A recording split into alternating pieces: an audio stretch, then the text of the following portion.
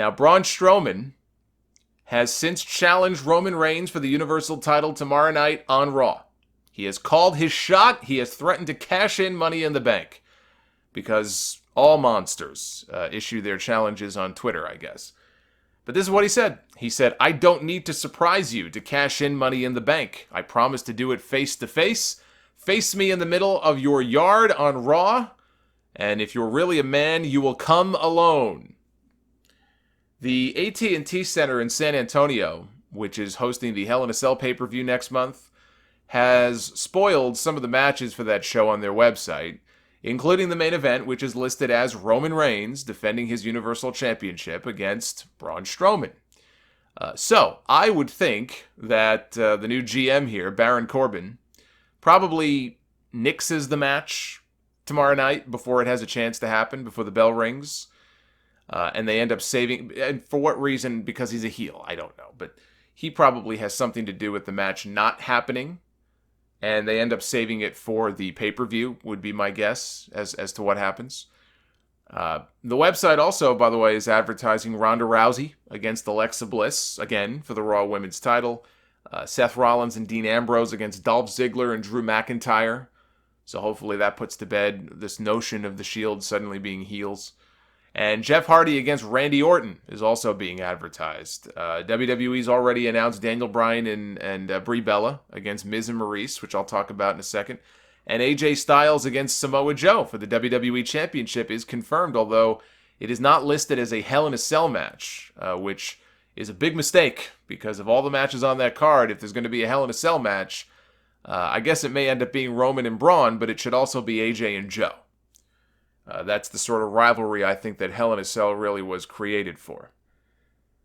So now that we have the Shield back together, it got me thinking, and I know some of you have had the same idea or similar ideas. This is the one that I kind of like, to be honest with you, is what if we got a little Wyatt family reunion going with Bray and Luke Harper being brought in as Braun Strowman's backup. And I know Braun he's a monster and he can handle himself pretty well, but the way I look at it is getting triple power bombed and triple teamed every single week is going to get old real quick for this guy.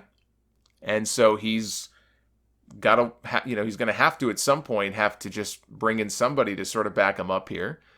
And it just so happens that Bray Wyatt now suddenly finds himself without a tag team partner. Matt Hardy is winding down, it seems like, his in-ring career. His wife, Rebby, just did an interview saying that his contract is up in March, and he's got to think about, his career moving forward, and he's had a lot of physical issues. He's very beat up. He's hurting. He's very beat up. I think he even mentioned recently that his is it his spine and his pelvis? Something is fusing together. I mean, he's got a lot of issues, Matt does, that he's dealing with at the moment. And I mentioned before, Jason Jordan, whose career is sort of up in the air right now, he's been doing some stuff behind the scenes. They've been showing him the ropes about how this works and how that works, and they've been doing the same thing with Matt. Matt also has been, I don't know if he's been agenting or they've been showing him the ropes backstage as a producer. So Bray has no partner and has no program. He has nothing. And neither does Luke Harper. After Eric Rowan went down with a bicep tear, he just had surgery. That's probably a good 6 to 9 month layoff for him. So the Bludgeon Brothers are on ice. Now, Harper's on SmackDown, so you'd have to figure out a way to get him on Raw. But Harper, much like Chad Gable and a lot of these other guys, deserves better than just waiting around and doing nothing. In the case of Harper, he shouldn't just be waiting around for 6 months for Rowan to get better and to come back. Now, my only concern here, if they were to do this, would be making sure that Braun has to firmly be established here as the key player here, not Bray Wyatt. It has to be Braun. Braun should not be a background player to anyone, like he was a couple of years ago when he was first part of the Wyatt family. But even if only temporarily, maybe to build to some kind of Survivor Series match or just some kind of 6-man tag, rekindling the Shield and the Wyatts, with Braun's team winning out in the end, maybe that's when Dean Ambrose turns on his brothers, right, at the end of all this. I think that could be a fun story to tell. And let the fans decide who the faces are and who the heels are. Because in this case, they're going to cheer for whoever they're going to cheer for. Maybe they cheer for both. But that then sets up two opponents for our old friend here, Don't Drop the Soap Ambrose, once he does turn, depending on which title they want him to go after. I say he goes through Seth first, not necessarily for the IC title, but he has to go through Seth first. He beats him, and in the end, it's heel Ambrose challenging Roman Reigns for the Universal Championship.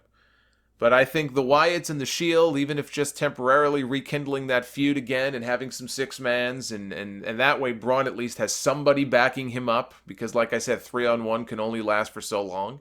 I like that idea a lot. And it just so happens time-wise that Bray lost his partner, Harper lost his partner. The timing couldn't be better for this.